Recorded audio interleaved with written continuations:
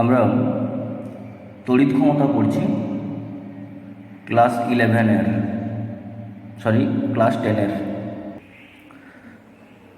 10-এর তড়িৎ ক্ষমতা। তড়িৎ ক্ষমতা কাকে বলে?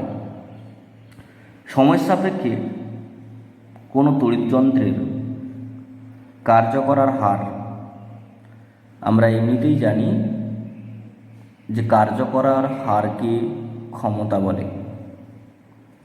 তাহলে এখানে তড়িৎ ক্ষমতাও হচ্ছে বৈদ্যুতিক কার্য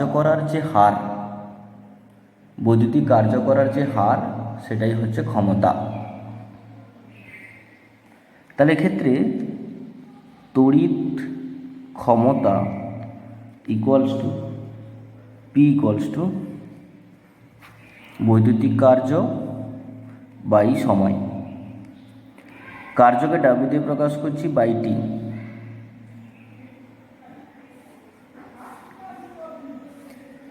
দেখো আমরা আবার জানি W সমান V ইন্টু কিউ, এটাও লিখতে পারি। তাহলে V ইন্টু কিউ বাই টি। তার মানে এখান থেকে যে সম্পর্কগুলো আসছে, তাহলে ক্ষমতা সমান বিভব ইন্টু আধান বাই সময়। এখান থেকে একক হিসাবেও বলতে পারি ভোল্ট বিভবের একক, আধানের একক কুলম বাই সেকেন্ড। তাহলে আবার এই কুলম পার সেকেন্ড এটা তো অ্যাম্পিয়ার, তাহলে এখান থেকে ভোল্ট ইন্টু অ্যাম্পিয়ার। তখন এই যে ক্ষমতা বা তড়িৎ ক্ষমতা এর একককে তখন আমরা কি বলি? ওয়াট মানে হচ্ছে ভোল্ট ইন্টু অ্যাম্পিয়ার। তাহলে এই সম্পর্কগুলো মনে রাখবেন। তাহলে আমরা যদি চলে আসি আবার গড়া থেকে, পি সমান কি? পি সমান ডাব্লিউ বাই টি। তাহলে ডাব্লিউ মানে হচ্ছে V into Q by T. Q by T আমরা জানি কিউ সমান আই টি। তাহলে কিউর জায়গায় যদি আবার আইটি বসানো হয়, দেখো ভি ইন্টু কিউর জায়গায় বসাচ্ছি I into T by T. T cancel হয়ে গেলে কি থাকবে? V into I. তড়িৎ ক্ষমতা পি সমান ভি ইন্টু আই। তড়িৎ ক্ষমতা পি সমান বিভব ইন্টু প্রবাহ মাত্রা, এটা একটা সম্পর্ক। আবার দেখো আমরা ভি সমান কি জানি? আইআর। তাহলে এই সমীকরণে ভি এর জায়গায় যদি আমরা আইআর বসাই, তাহলে P equals to I into R into I, বা P equals to I square R. মানে প্রবাহ মাত্রার বর্গ ইন্টু রোধ, প্রবাহ তার বর্গ ইন্টু রোধ। আবার এখান থেকে যদি আমি আই ইকুয়ালস টু কী লিখতে পারি? V by R. তাহলে এটা যদি এই সমীকরণে বসাও, P equals to V by R তার হোল স্কোয়ার ইন্টু আর, তাহলে পি সমান কী পাবো? ভি স্কোয়ার বাই আর। এটা একটা ইম্পর্টেন্ট সম্পর্ক, পি সমান ভি স্কোয়ার বাই আর। তাহলে পি সমান ভি স্কোয়ার বাই আর, এটা একটা ইম্পর্টেন্ট সম্পর্ক।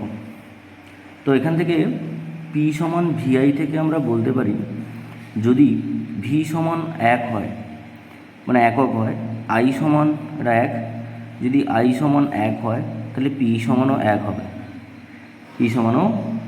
হবে, একক হিসাবে বলতে পারো 1 ভোল্ট। ভি যদি 1 ভোল্ট হয়, আই যদি 1 অ্যাম্পিয়ার হয়, তাহলে পি হবে 1 ওয়াট।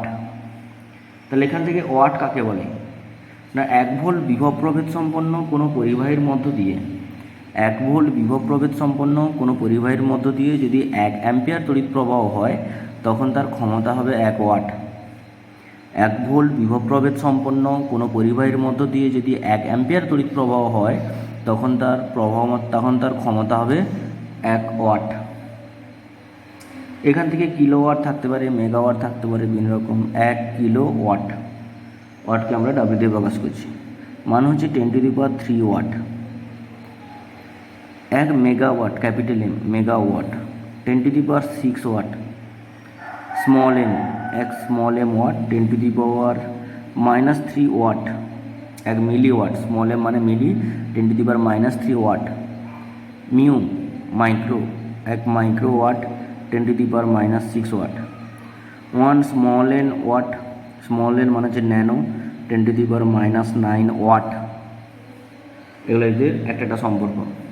তাহলে ওয়াটের সংখ্যা কী পেলাম না 1 ভোল্ট, কোনো 1 ভোল্ট বিভব প্রভেদ সম্পন্ন কোনো পরিবাহীর মধ্য দিয়ে যদি 1 অ্যাম্পিয়ার তড়িৎ প্রবাহ হয় তখন তার ক্ষমতা হবে 1 ওয়াট।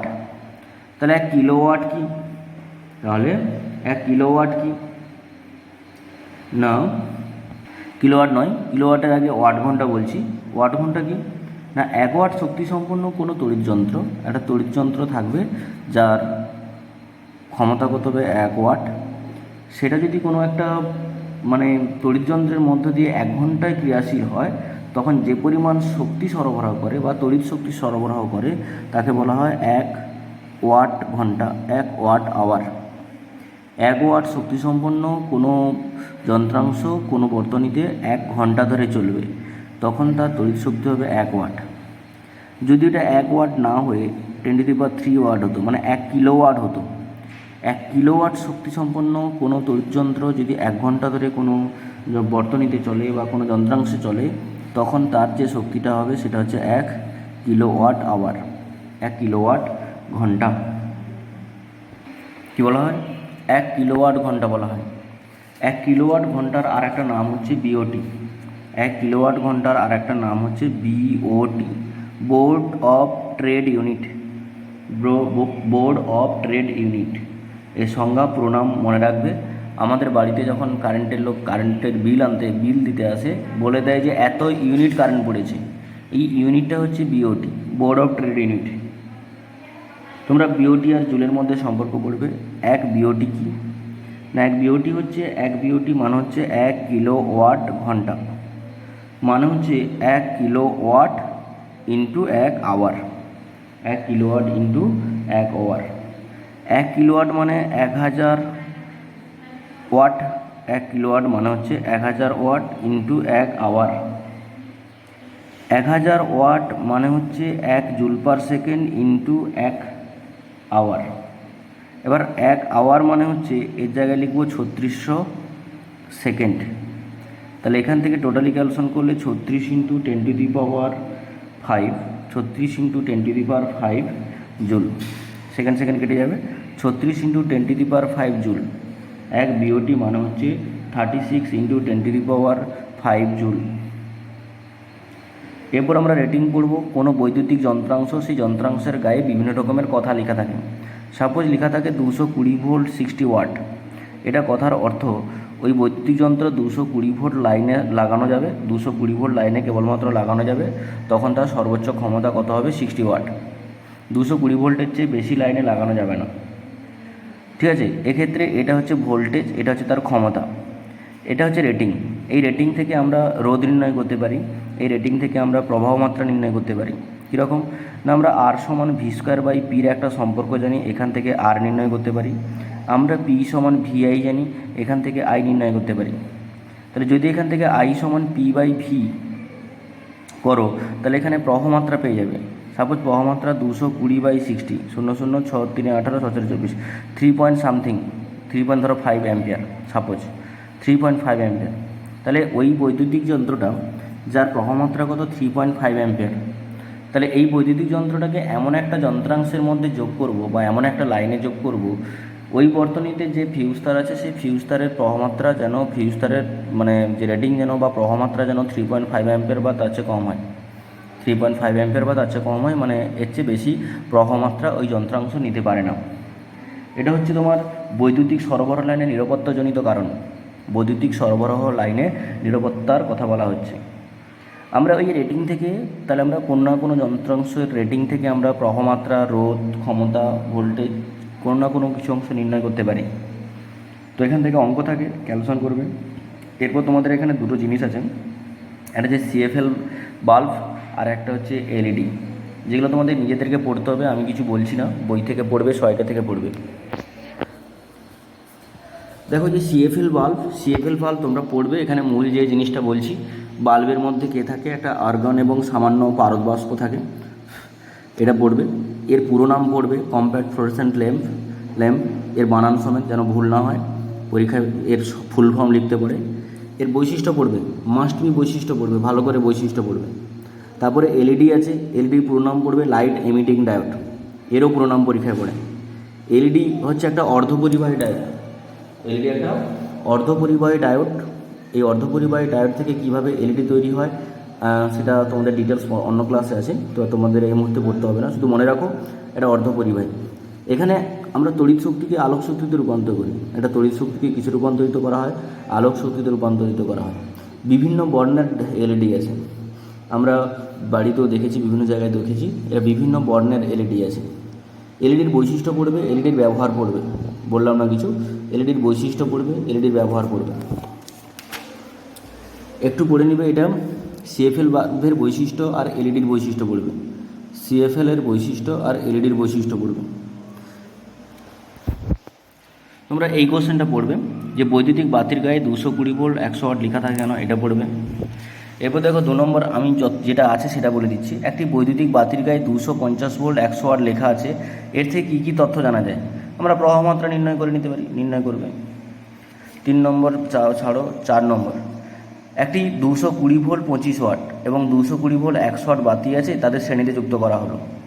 এবার 220 ভোল্ট বিভবপ্রভেদযুক্ত লাইনে যোগ করলে কোন বাতিটি অধিক উজ্জ্বল দিবে? দেখো কোন বাতিটি অধিক উজ্জ্বলতা দিবে তোমরা নিজেরাই করতে পারো। দেখো দুটো বাতির কী দেওয়া আছে, দুটো বাতির রোধ বার করো, দুটো বাতির রোধ বার করো। কীভাবে পাবে? আর সমান v²/p। দেখো দুটোরই ভি দেওয়া আছে, দুটোরই পি দেওয়া আছে, তাহলে রোধ পেয়ে যাবে। ধরো সাপোজ একটা রোধ R1 একটা R2, সাপোজ R1 > R2, তাহলে উজ্জ্বলতা কোনটা দেবে? H সমান আমরা কি জানি, I²RT। তাহলে H কার ক্ষেত্রে বেশি হবে? যার রোধ বেশি, মানে R ম্যাক্সিমাম হলে H ম্যাক্সিমাম হবে, যার R বেশি তার H বেশি হবে। তাহলে এখানে যেহেতু R বেশি, মানে যেহেতু R1 > R2, তাহলে এখানে H1 > H2 হবে। আমি জাস্ট বোঝাচ্ছি, দুটো রোধ নির্ণয় করার পরে দেখবে যার H বেশি, যার রোধ বেশি, তার উৎপন্ন তাপ বেশি, আর বেশি তাপে বাল্ব বেশি উজ্জ্বলতা সহকারে জ্বলবে। সেটা 4। 5-এর কোশ্চেনটাও একই রকম তোমরা করবে, 5-এরটাও একই রকম ব্যাখ্যা দিবে। 6-6টাও তোমরা ব্যাখ্যা করতে পারবে। 6, 7 বাতিগুলি অবস্থা কি, 7 থেকেও তোমরা করবে, আমি বলছি না। 8 দেখো, 8-এ 240 ভোল্ট 1000 ওয়াট, 240 ভোল্ট 100 ওয়াট বলছে কোন বাতিটির মধ্য দিয়ে মানে বাতির মধ্যে কার ফিলামেন্টটি মোটা হবে? আগে রোধ বের করে নাও, কার রোধ বেশি, আগে রোধ বের করে নাও কার রোধ বেশি, কেন ভি আর পি উভয় ক্ষেত্রে দেওয়া আছে। তাহলে ভিপি দেওয়া আছে মানে R = v²/p করে আমরা আর পেয়ে যাবো। তাহলে আর এর সঙ্গে আবার দেখো, আর এর সঙ্গে আর হচ্ছে ρl/a, তাহলে যার রোধ বেশি তার প্রস্থচ্ছেদ কম, যার রোধ বেশি তার প্রস্থচ্ছেদ কম, সে সরু হবে। তাহলে এখান থেকে দুটো রোধ বের করে নিলে দেখবে কার রোধ বেশি, দিলে প্রস্থচ্ছেদের সঙ্গে সম্পর্ক জানো, তাহলে সেখান থেকে বলতে পারবে কারটা বেশি মোটা, কোনটা বেশি মোটা আর কোনটা কম মোটা।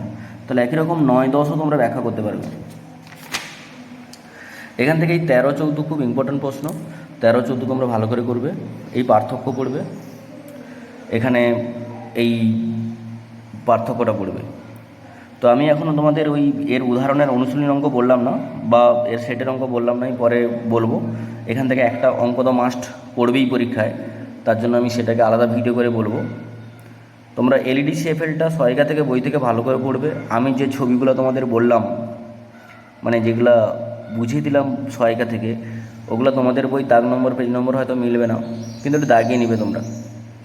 আর এর ম্যাথগুলো আমি পরে করে দিচ্ছি পরের ভিডিওতে, তোমরা এই চ্যাপ্টারটা ভালো করে পড়ো। যেটা অসুবিধা হবে ইনফর্ম করবে, কিন্তু মন দিয়ে পড়বে।